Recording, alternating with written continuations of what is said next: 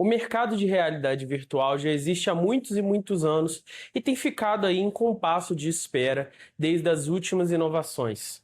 Já que seja pela acessibilidade sem muita utilidade ou pelo luxo requintado mais pesado e complicado de usar, as últimas tentativas de criar um VR não pegaram com a mesma popularidade dos outros tipos de videogame, apesar de continuarem existindo e estarem sendo lançados jogos para esse formato. E eu adoro jogar meus joguinhos velhos no Steam, e meu computador é Linux, e eu adoro especialmente por causa do Steam OS, que é uma iniciativa da Valve que já foi genial por criar sua própria loja e lançar seus jogos nessa loja e os jogos de outras pessoas, mas também criou esse sistema operacional que roda muito bem em computadores de outras configurações, como é o caso do meu, que é Linux. Então eu consigo jogar meus joguinhos velhos nesse computador. Nesse espírito de inovação, ela criou o Steam Deck, que é um computador portátil para você rodar esses mesmos jogos da Steam, e agora ela está lançando de novo várias coisas como o Steam Machine, que vai funcionar como uma espécie de console, e o que a gente veio conversar hoje, o Steam Frame, que é um óculos de realidade virtual da Valve. E o que torna o Steam Frame relevante, eu não sei se é o preço, eu não sei se ele vai ter adeptos, mas é uma mudança de filosofia, se você me permite, o trocadilho com esse canal. Afinal, nós não somos o canal Teclas aqui, a gente não vai falar de tecnologia e classe, a gente vai falar de filosofia. E que mudança de pensamento é essa? Esse Steam Frame é ele mesmo também uma máquina independente que tem acesso a toda a sua biblioteca de computador. A ideia ali é jogar não só realidade virtual, aquele jogo bem imersivo, mas também poder jogar qualquer coisa. Se as lentes anteriores poderiam causar mal-estar, enjoo, essas aqui não têm esse problema. E se o limite de processamento estava envolvido também com essa questão da imagem lá nas lentes do óculos, aqui eles vão trazer uma nova tecnologia que vai renderizar em 4K só aquilo que seu olho estiver olhando. Então, umas coisas bem interessantes. E a gente vê isso também nos controles, que fundem aquela ideia de um controle clássico com aquela maleabilidade da realidade virtual. Já não tem mais negócio de cabo, jeito de outros produtos, mas nesse aqui também não. A realidade virtual ela vai se tornar um ambiente tão imersivo, que isso vai desafiar a nossa concepção do que nos faz seres humanos, do que nos faz viver nesse mundo real, concreto, quente, pra danar que eu tô vivendo aqui. Imagina só uma biblioteca infinita de mundos e realidades que você pode viver, você pode ser um grande governante de um grande império, você pode trabalhar com o que você quiser, tudo ali na ponta dos seus dedos e com a tecnologia de resolução 4K super avançado, tudo desenhado para o som, tudo ser imersivo de prender ali. E aí que tá a questão. Se o mundo virtual nos oferece recompensas neurológicas muito claras, muito diretas, um deleite estético superior ao mundo real, uma experiência muito mais diversa, muito mais extraordinária do que aquela que a gente tem acesso. Então, o nosso nível de agência nesses jogos, nesses mundos que nós vamos vivenciar dentro dessa realidade virtual é muito maior do que o nosso dia a dia normal. Fugir para lá é uma negação da vida ou uma evolução natural da nossa forma de viver a realidade? Meu nome é Pedro Cortá e vai começar mais um Não Precisa Copiar.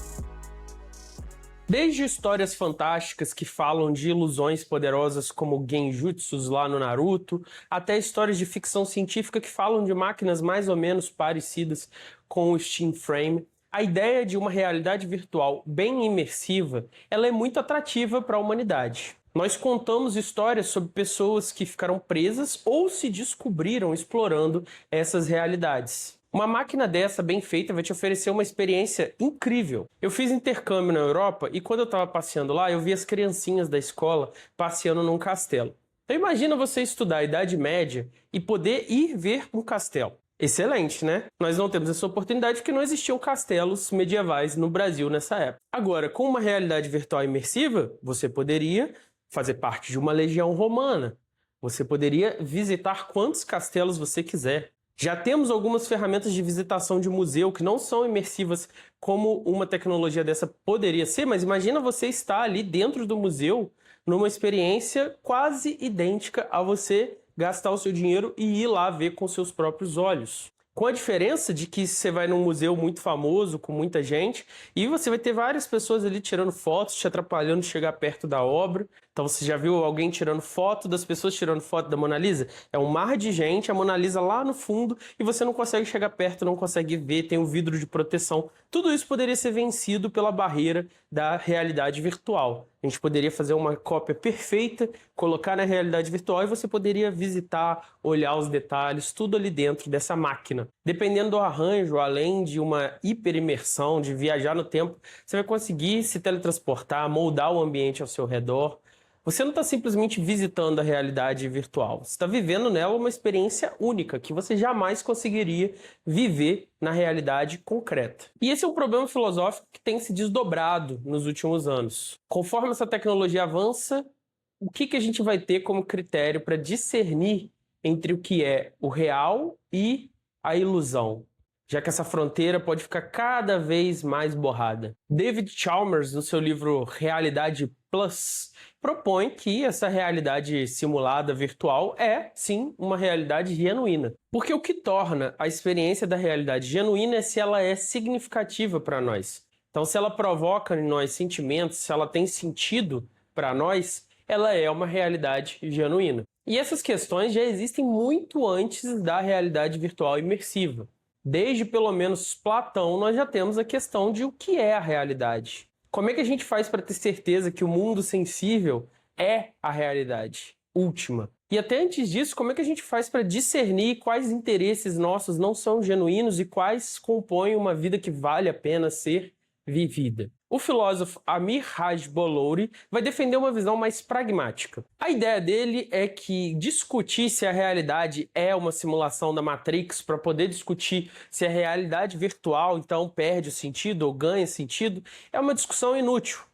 O que importa mesmo é a experiência humana. Lançando mão aqui dos conceitos de Heidegger, ele vai relembrar que nós somos seres no mundo, no termo em alemão Dasein. Isso significa que nós existimos não como formas puras em abstrato, mas como algo já em movimento, já em contato, já conectado com outras pessoas, outras coisas, outras circunstâncias que estão aí misturadas com essa nossa existência. A gente não precisa provar que o mundo externo existe para a nossa existência ter valor, porque na medida que a gente vive essa existência, essas outras coisas que estão ao nosso redor vão causando em nós sentimentos e vão provocando em nós a descoberta de sentidos. E provavelmente todos os seres humanos já sentiram a vontade de escapar da realidade, seja por tédio, seja por dor, por desconforto. E normalmente essa vontade de escapar não significa uma fuga física, mas a busca por cenários criados ou então por entretenimento ficcional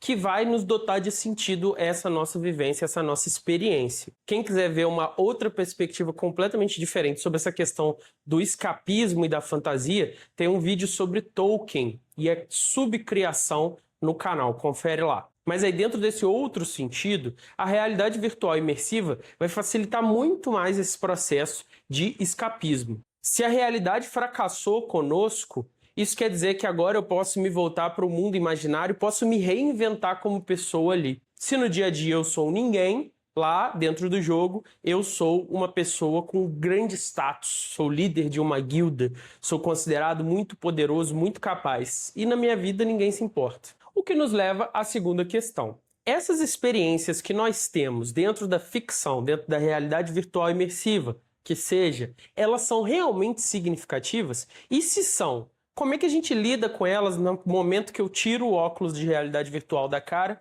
e volto para o dia a dia?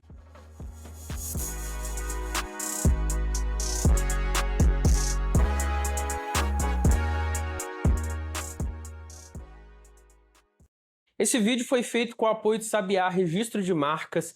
Se você quer garantir que a sua marca não é uma mera ilusão, quer proteger ela e garantir que ela seja concreta, real mesmo, entre em contato com eles aí, com o que está na nossa descrição. E se você entrar em contato agora, você vai ganhar 20% de desconto para começar o ano protegido.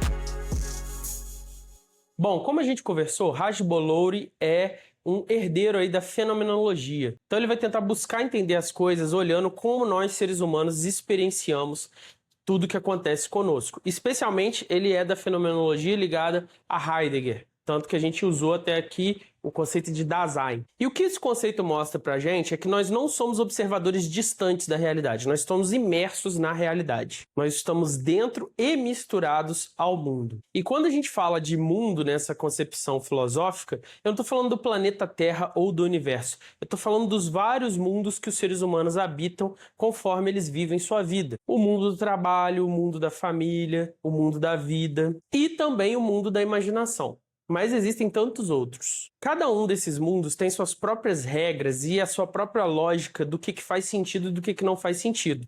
Então, uma experiência significativa no trabalho é completamente alienígena no mundo da família, entendeu? Então, uma ação tem sentido quando você compreende ela dentro de um determinado contexto. Isso é diferente da significância. A significância não é sobre compreender a ação dentro do contexto, mas é sobre o peso, a importância que aquela ação, aquele efeito tem sobre você, o Dasein. Uma experiência é significativa quando ela nos toca, quando ela se torna importante para nós. E aí a gente às vezes tem essa experiência conversando com outras pessoas de algo ser muito importante para mim, muito relevante para mim, e para outra pessoa ela olhar e achar estranhíssimo, porque para ela não faz sentido nenhum. Tudo que nos causa sentimento, emoção, preocupação é algo que tem essa significância para nós. E aí, segundo Raj Bolouri, o Heidegger vai articular essa significância a partir de dois caminhos diferentes: a disposição e o cuidado. A disposição ou humor são os nossos sentimentos, mostram pra gente como a gente está sintonizado com o mundo.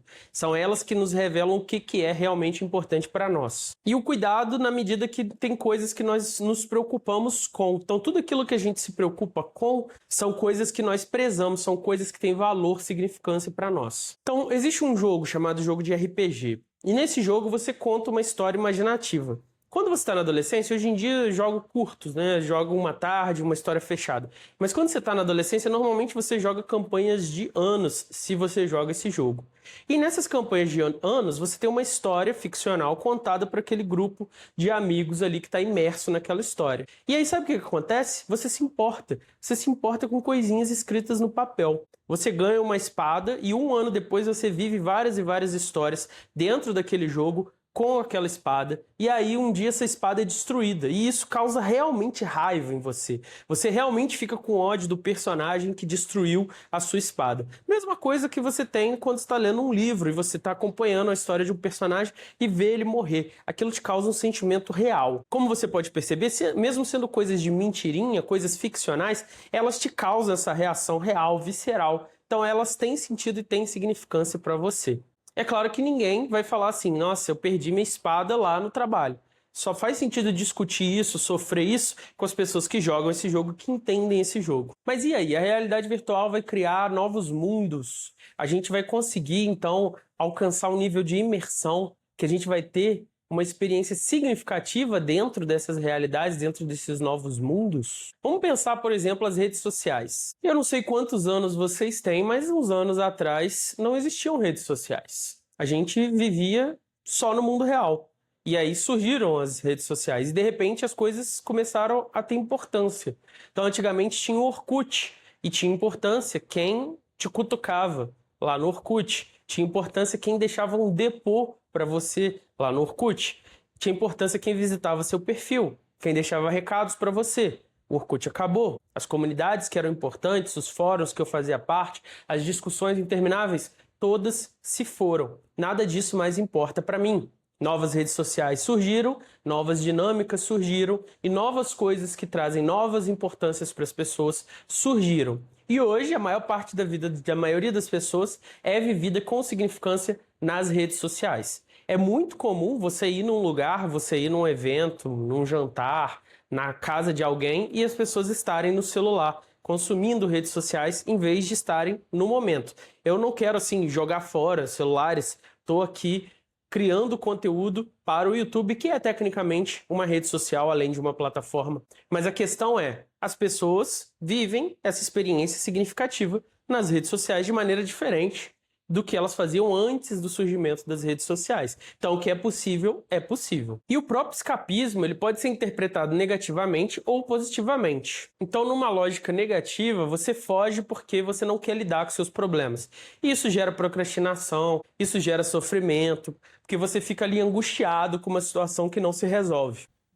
A outra visão, a visão positiva, é a ideia de que esse escapismo pode nos permitir ampliar a nossa própria condição humana na medida que a gente vai viver experiências, vai entrar em contato com mundos, histórias e pessoas que no nosso dia a dia a gente não encontraria. Então, lendo Os Miseráveis, por exemplo, eu conheci o Monsieur Bienvenu, que era o bispo que ajuda o Jean Valjean no início da história.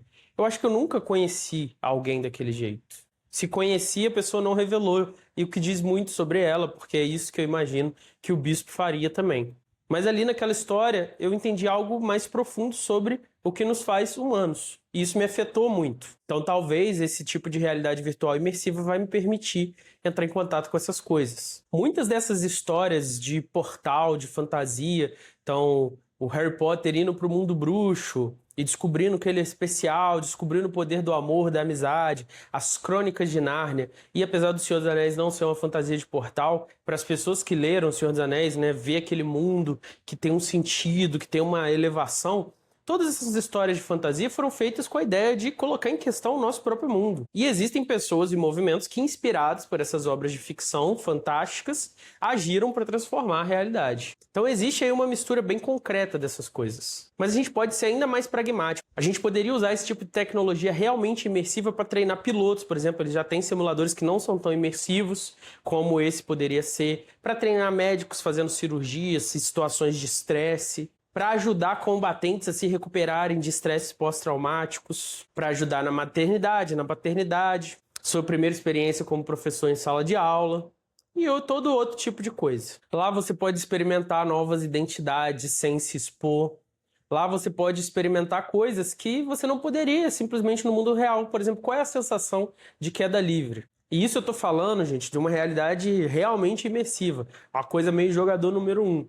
Não do Steam Frame. O Steam Frame só foi uma provocação para pensar essa questão. Então essas experiências seriam únicas dessa realidade virtual imersiva. Então será que faria sentido falar em escapismo? Esses exemplos positivos que eu falei falam de uma questão temporária, né, provisória. Então eu vou fazer uma simulação e depois eu vou ser um piloto real. Eu vou experimentar ali como é voar e depois eu vou continuar vivendo minha vida com essa experiência na minha memória, mas sem me prender ali. Então isso é um elemento para a gente olhar ao pensar qual é o problema de uma realidade virtual imersiva. Então eu acredito que sim, é possível viver um escapismo significativo através de uma realidade virtual imersiva.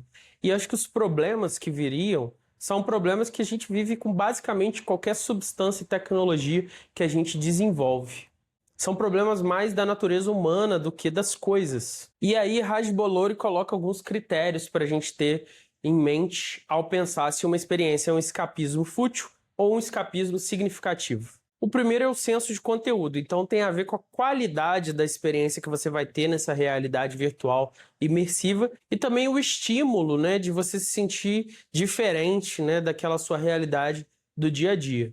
Então ali você vai ter experiências autênticas que não poderia viver em lugar nenhum. O segundo é o senso de familiaridade, então conforme você vive essa realidade virtual imersiva, você vai desenvolver ali novos sentidos, novos símbolos, e a partir deles você vai criar uma rede de significados com pessoas, com coisas dentro dessa realidade virtual imersiva, e isso vai te possibilitar ter experiências genuínas ali, experiências autênticas do que nos faz humanos. E por fim, o senso de cuidado, né? Conforme a gente vive e experiencia esse mundo da realidade virtual imersiva, a gente vai desenvolver uma preocupação com ele, sobre ele. Então a gente vai querer garantir que tudo funcione, que tudo esteja bem. E aí você já deve ter experimentado essa sensação num joguinho. Você quer cuidar de tudo, deixar tudo ordenado, tudo bonitinho e fazer daquilo ali um lugarzinho seu. Só que também, antes de terminar, não vamos ser ingênuos, né? Se tem alguma coisa que capitaneia todas essas novas tecnologias, por exemplo, é a pornografia, é o crime. Então talvez essas coisas entrem na frente, na fila aí de usos. E os vícios, os problemas do mundo real, do mundo concreto, eles podem se infiltrar nessa realidade virtual imersiva. Então ela não necessariamente pode ser um paraíso. E aí, como é que você vai escapar da realidade que você usou para escapar? De qualquer forma, o ponto é, escapismo não é em si só um problema. A questão é se esse escapismo tem sentido e é significativo para quem o vivencia. E aí eu adicionaria, e também ele é provisório, temporário, você vai voltar para o outro mundo e tudo que você viveu lá vai fazer um novo sentido. Então vai te tornar uma pessoa diferente. As histórias que você viveu lá, as experiências que você viveu lá vão te ajudar a navegar nesse outro mundo, que você vai transitar aqui entre dois mundos, né, a Matrix e o mundo concreto. É isso, pessoal. Se você gostou desse vídeo, curte, comenta e compartilha. Esse vídeo é feito com o apoio dos membros do canal e lá do Catarse. Então, se você tiver um cascalho sobrando e quiser ter acesso a conteúdos exclusivos, é só contribuir que você vai se juntar aos privilegiados que têm acesso às doutrinas secretas. É isso, valeu, tchau, tchau.